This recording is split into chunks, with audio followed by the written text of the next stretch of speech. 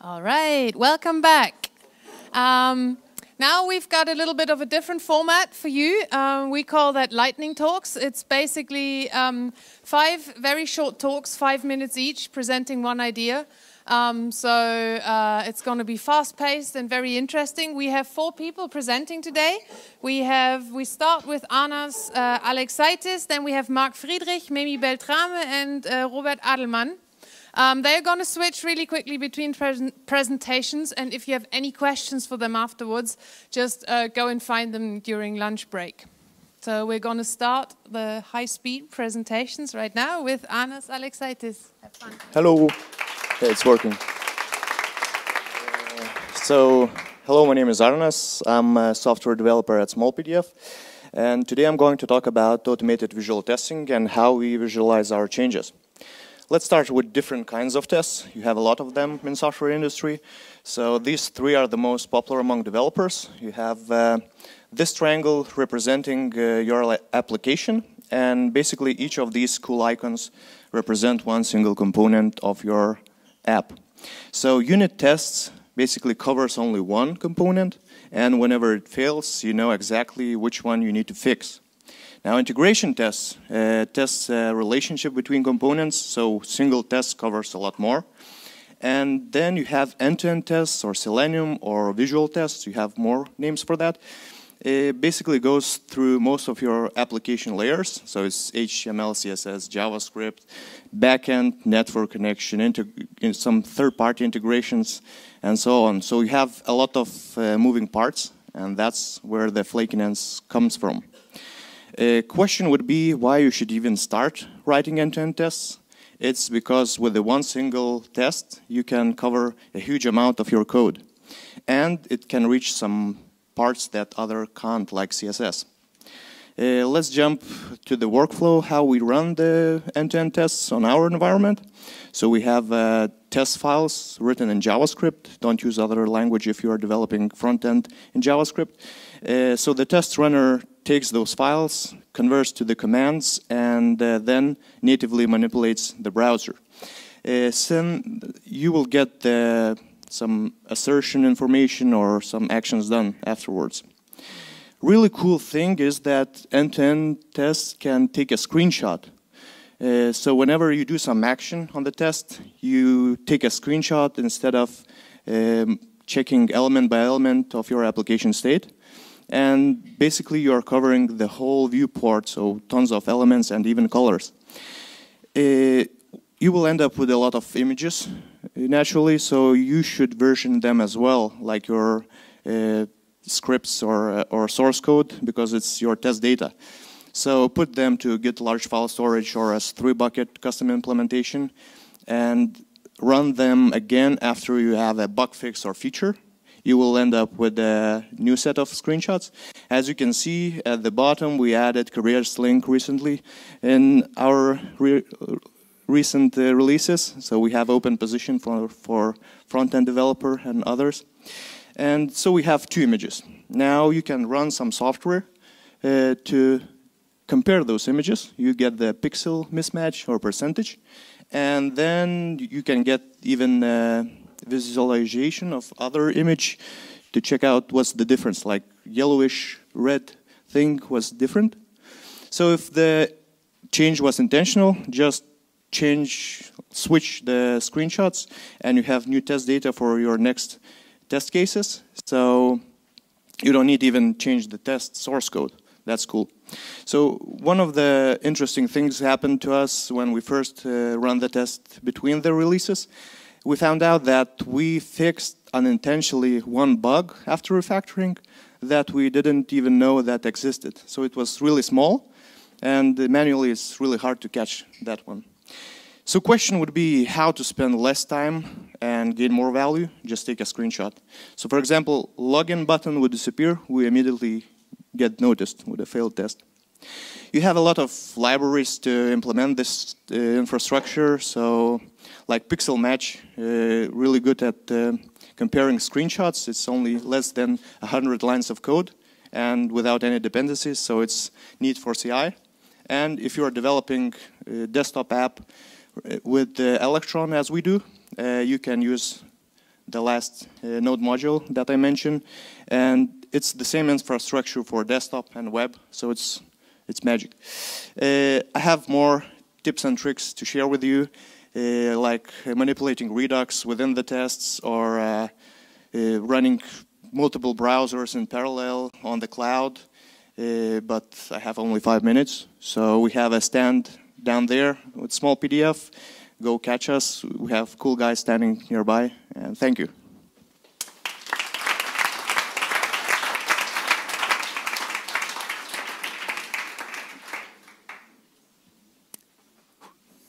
Start? Yeah. Hi, everyone. I'll present myself at the end of the presentation if I have time. I want to talk to you about this. Maybe you're familiar with this numeronym, so a way of, yeah, you heard about localization. It's the way of providing specific information depending on the culture of the user you're targeting, so meanings by the territory and the language they speak. You may be more familiar with this one, internationalization. Yeah, that's why we shorten them. And it's the way of providing multiple culture to program or a website. And it's really important because in terms of accessibility, the design of the responsibility, you need to care about different cultures when you're building a product. Let's take an example. If you want to fly to Helsinki, for instance, you will type finnair.com and you will have this splash screen saying, okay, then where are you coming from? So I select Switzerland, and great, I have the Swiss region version website of the finnair.com website. But you may heard with my accent, I'm from the French-speaking part of Switzerland. I know there's most of Switzerland speaks German, but I want to have the website in French. So there's a Swiss flag on the top, so I tend to click on it. And then I have another splash screen. Then I say, like, why did it show at the first time? And there I can click French. The people from Ticino, they have to go to the Italian website, it seems. Then I have the website in French, and I can reserve my ticket. So we said, like, maybe it's a good process. We do some user research about it and did a user test. And we had, 20% of the users saying, like, yeah, I'm going to the French country version of the website because we think that maybe the tickets will be cheaper. Yeah, so when you think about internationalization, you have to get outside of your comfort zone and think like if you were in a culture where you don't understand anything. So you may understand Japanese, but I don't. And when I come to this Noodle website, I'm wondering, is there a version for me? Is there an adapted version for this website that I can understand? And you may notice if you know kanji and you can read Japanese, like at the right top of this page, there's this sign that means this is the English version. So when you think the other way, you will see that it's good to have something that the user can catch and understand that they can change the language. You may have heard that we have 2 versions of English. And it's not the case anymore. They of course, enhanced this one. Speaking of flags, they don't represent a language. We're really familiar with this in Switzerland because every time we have to click on the German flag or the French flag or the Italian flag. It's even worse when you put like this, some iconic monuments on the flag, it's even worse. So if you have to put language on the website, that's the quick tip. If it's less than 5, then just put the abbreviation of them. There's 1 minute, okay. There is a group of designers who came with this logo to explain how to change the languages. But of course, you can use the word But be careful of what part of the world you're showing, because it's round and there's many parts. And yeah, that's it. And you can also sort the different language by continent, for instance. Merci. I'm zufrieden. And since I have 30 seconds... Okay. Well, I do some advertisement then. There's another conference this winter. I know you like great conference because you won't be here otherwise. And if you can do one conference every 6 months, then you should do this one this winter and coming back in summer here. It's the conference from IXDA, the Association of Interactive Designer. It's over. Thank you.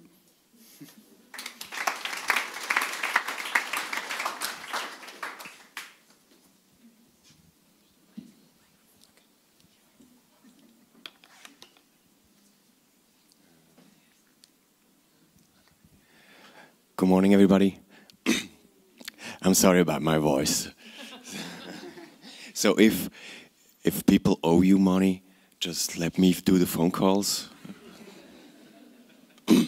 Okay, are we ready? Good morning. I will talk to you about form follows dysfunction.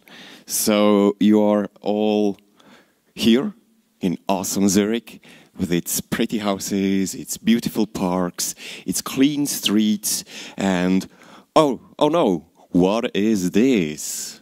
No, why is this? Well, I can tell you why. This is because of people like him. Some people just don't know how to behave.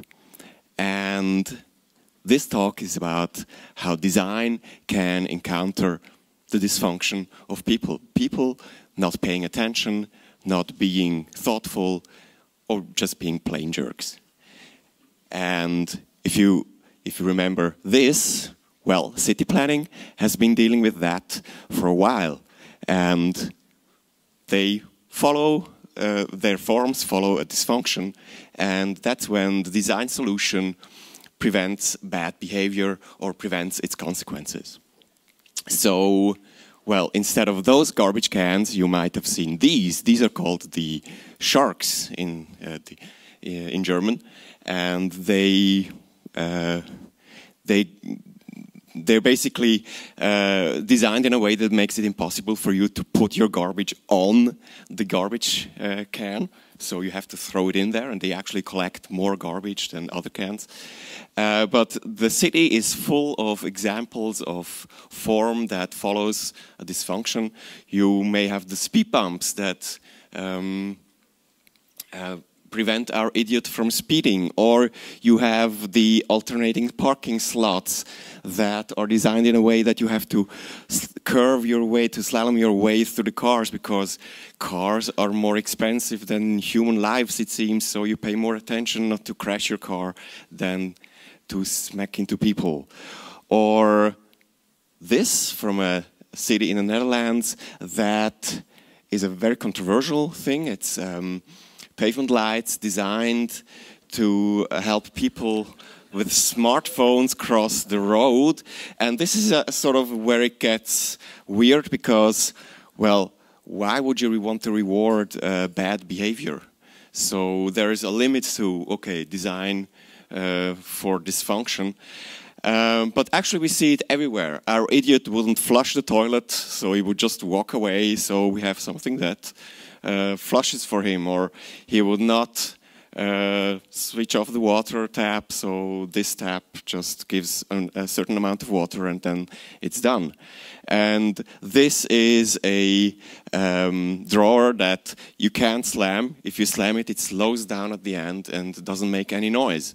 So it's full of examples everywhere. Once you know the principle, you will see it everywhere. And why am I telling you this? This has nothing to do with you. Well, actually, it has. Users don't pay attention. A lot of users don't pay attention. They can be lazy. They are always in a hurry. It has to go fast. And yeah, maybe these scenarios sound familiar. people that go to a website and immediately start scrolling, stuff like this, or, oh, I didn't read that. Maybe you have heard that in user testings, or people that click away something and then immediately regret it. And, well, there's a few things you can do. You can prevent users from making mistakes. You can make them aware that, of what they are doing. This is the password. That you have to enter the name of the Git repository that you're deleting, for example, here. Or give users the possibility to undo their actions. That's another way of preventing them from doing stupid things. And there's a whole bunch of stuff that you can do. And this is like basic interaction design. So to recap, research how users might behave. First, if you want to design for behavior, you have to research behavior, and then design solutions that anticipate the different kinds of behavior, good or bad. So, thank you. Bratwurstkomet.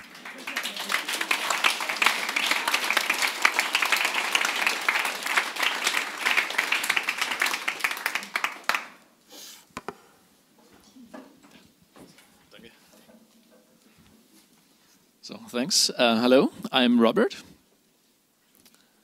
And I'm currently heading a UX and HCI team in a Swiss software company called Ergon Informatik. And I'm sure, as you know, in industry, a lot of projects we have today are usually, well, that's an image of our room, so quite a lot of projects. Usually we have mobile projects for startups, for other companies. We have modern web applications. But increasingly, during the last years, we also had a lot of projects in the IoT field, so where you have devices that don't have classical user interfaces. But nevertheless, these devices have to be installed, maintained, configured at some point, and there it gets quite interesting also from an HCI perspective. In this building, we had some items of some devices that control the cooling and heating.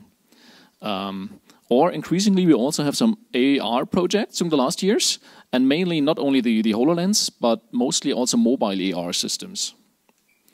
And in my talk, I want to focus a little bit and say why I think now is a very interesting time for these topics really picking up speed in the industry. Because many of the topics are not new at all, with a focus here on AR. That's Keith Sutherland, 1968. But during the last years, some critical factors really changed that make these topics interesting, not only from an academic perspective, but also in the industry. First one, quite natural, the hardware improvements. And hardware got cheaper, better. That's a prototype we built at ETH 10 years ago. It's a room-level augmented reality system. It costed a lot of money, had to be calibrated every few minutes, and we needed a special permit of the state of Zurich to even be allowed to use it, because it had an ultra-wideband localization system and because of the radio frequencies. So it worked, it was not really practical. Today, you buy the HoloLens, it's not perfect, the field of view is quite limited, but many things like the tracking are working really good today. And especially when you look at devices like Google Tango, which are working out really well now. And that's Simon.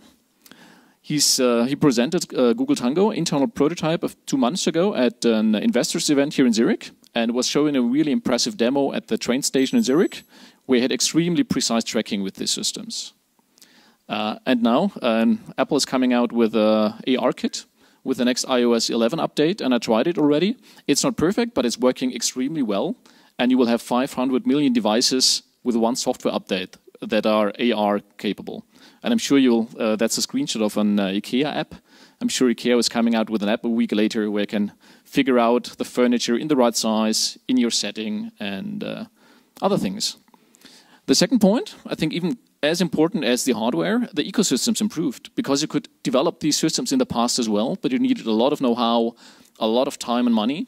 Today, you just take a gaming engine like Unity 3D, Unreal or others, and you get the whole ecosystem. You can buy 3D models, you have the job profiles doing the whole things, and you can develop for different platforms. And the last point I want to focus a little bit on is that when you look at many topics coming up now, they had connections in the past as well. But more and more, a lot of topics are pushing themselves now, and there are a lot of synergies. And the border between the real and virtual world is really very fluent. So when I put up a small model here, similar to Milgram's spectrum, when you put the virtual world on the left side and the real one on the right side. Personally, I would put systems like VR, who are really emerged in systems, more on the left side. Which systems like the HTC Vive and others, they're not perfect. I would have loved to make such an image when I tried it. My first experience were driver problems 2 days, but systems are getting better. Cables are not necessary anymore, so it's really improving. Here also mobile VR has quite a lot of potential, not because it's good or better than the rest, but because the installed base is here. Then you have, when you go a little bit more on the real side, you have systems like Google Earth, virtual world, but still in sync with the real world, or systems like the Void or Kensington Arena in Switzerland, where virtual and real worlds are also in sync. AR system, marker-based ones like the IKEA app a few years ago with the catalog. Systems like Google Tango, HoloLens will really perceive the real world. And I want to finish here with an example from a company called Wayray. They do windshield technologies, and it shows quite well that visualizing things is only one point. But if you have the data and know not only where are parking places, but are they currently free or not, so you profit from the data, the sensors, the actuators that are built in with technologies like IoT and Internet of Things and Industry 4.0, everything is really advanced. And machine learning, extremely important. Due to the advancements in deep learning the last years, you could do now really robust gesture recognition, speech recognition, and context recognition in a real world. What do I see there? Cars, person, what kind of car model? And all these topics are really pushing themselves. So, in my opinion, a quite interesting time now to be in HCI. Thanks.